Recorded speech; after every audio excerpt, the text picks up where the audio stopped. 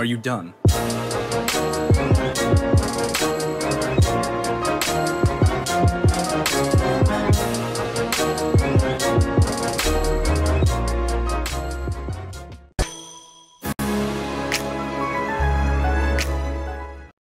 Hey there friends, how's it going? My name is Zack. So today we're going to be talking about Final Fantasy 7 Remake Integrated, the ending of it actually. Now, of course, spoiler alerts, but I'm sure you're watching this because, you know, yeah. But yeah, there's a lot of stuff within Final Fantasy 7 Remake Integrated that's pretty interesting. But I want to talk about the theory and the thing that actually probably I changed the whole Final Fantasy 7 Remake universe forever, and that's because I called that Zack Fair lived, and bloody hell, I'm still riding that. It's been over 2 years, guys, but I'm still riding on that. Don't judge me. But anyway, so at the end of the Final Fantasy 7 Remake Integrated, there was this huge thing that happened that a lot of people are swirling their heads around, and that is that Zack Fair actually showed up to the church of Aerith and knocked on the door. He opened the door. Aerith wasn't there, but he saw a lot of people like crying and all of that, and he looks shocked. He looks shocked. So there's a few ways this could actually go about. So in the ending, a lot of people see like differences from Aerith's church to the church that Zack Fair goes to. So this basically says that this is from another universe. At least that's what a lot of people who are making theories about it is. I personally think it's different. I believe that it is the same church, but is made to look like it's Aerith's church from Zack's perspective because of one aspect that I think a lot of people are overlooking, and that is the Watchman of Fate. At the end of Final Fantasy 7 Remake, we see Zack Fair looking at Midgar, like he's looking over Midgar, and we see the Watchman of Fate over there. That can be the Watchman of Fate actually changing Midgar to look exactly like Zack Fair's Midgar, and therefore when Zack Fair comes there, he thinks that it is his Midgar, but it's not. It is actually this timeline's, the remake timeline's Midgar. There's most likely two timelines.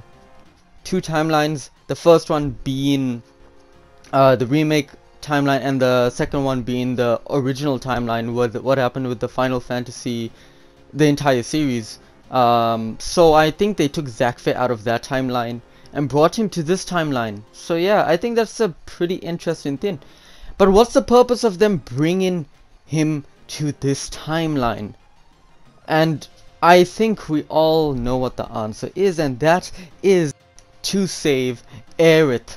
Because the Watchmen of Fate, they make sure everything is set into motion, that everything in Fate is already written out according to the Watchmen of Fate. Everything they do is to make sure that fate and destiny runs its course, even if that means changing the course of other events to make sure that destiny lives.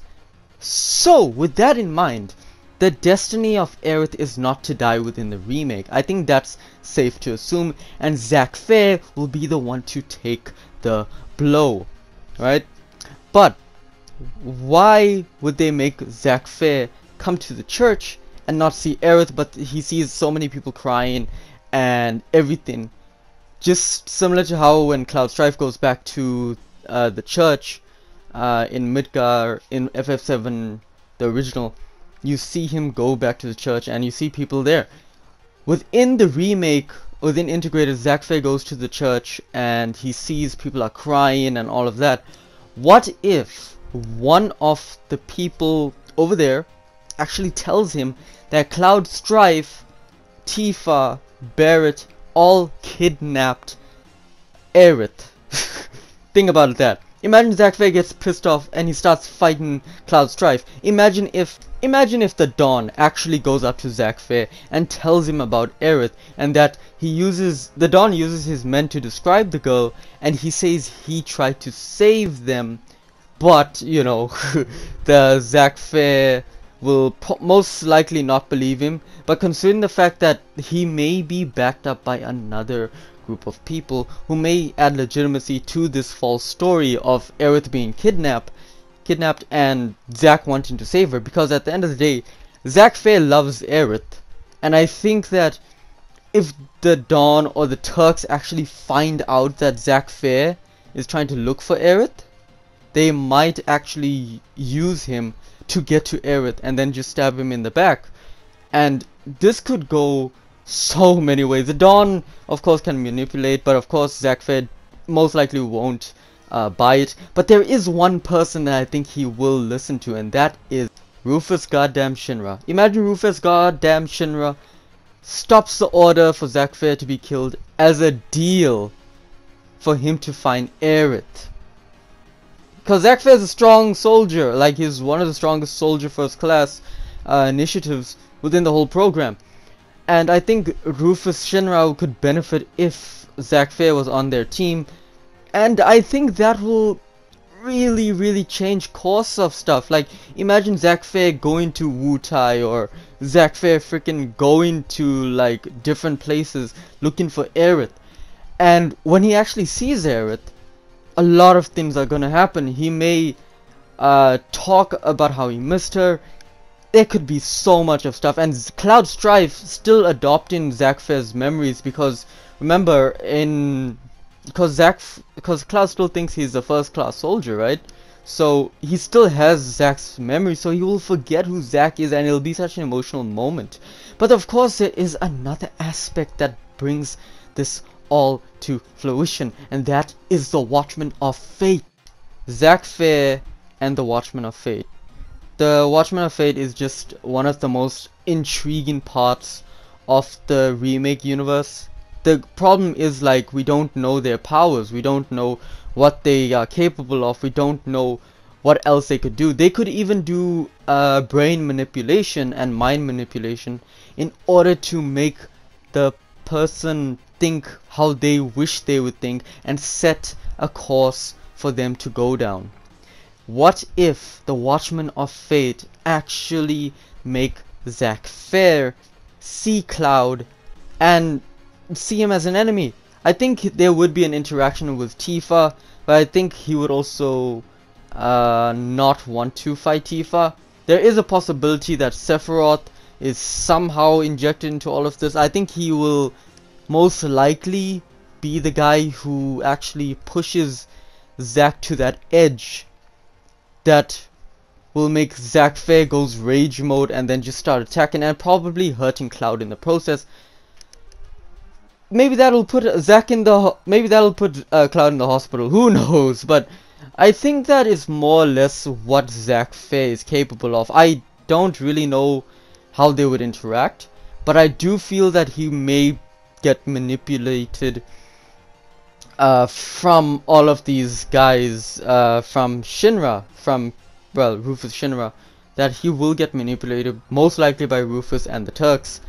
And again, I still believe that it's the same universe, and that the Watchman of Fate just changed how it looked from Zack Fair's point of view. So they didn't change how the church actually is, but they changed the city of Midgard to look like the Midgard that Zack Fair left behind. And then they changed it could also show that we are looking from it at Zack Fair's point of view, with the changed windows, changed light and all of that, and that in the future that may happen again, where they change Cloud Strife to look like Genesis, probably, or change him to look like something else, or just manipulate Zack Fair's mind to attacking Cloud, and then the party all attacks it, and by the end of part 2, it's no longer Aerith's death, it is Zack Fair trying to repent for his sins of hurting his friends, and he takes the stab wound from Sephiroth, and Cloud Strife will get the memories back, and he remembers who Zack Fair is at the moment Zack Fair dies in the church. Was it the church? I believe it was the church.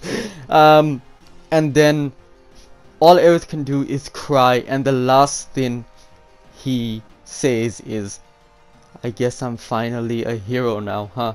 And then it fades to black, tears shedding, all of that, the credits roll. I'm calling it now.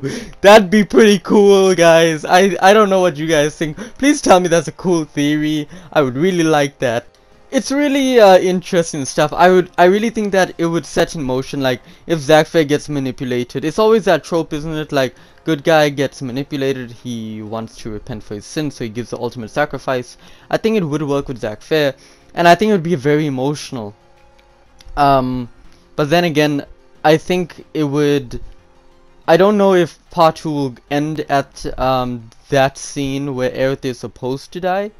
But I really hope it does, because then it can start off from there. Like, after the cutscene, you can see, like, Cloud, and Aerith, Tifa, Barrett, Sid, Vincent, Yuffie, all of them, basically, going back to the Highwind.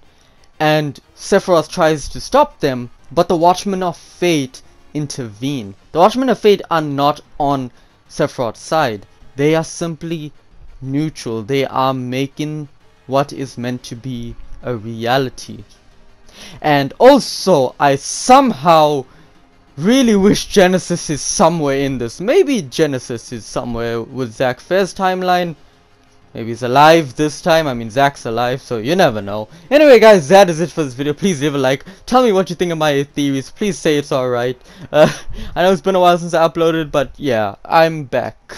So anyway, guys, leave a like. Helps me a lot. Comment down in the comment section down below what you guys think. Share with friends, and most importantly, subscribe to become a fellow lightning bolt. Anyway, guys, that is it for this video. And as always, this is Lightning Shade.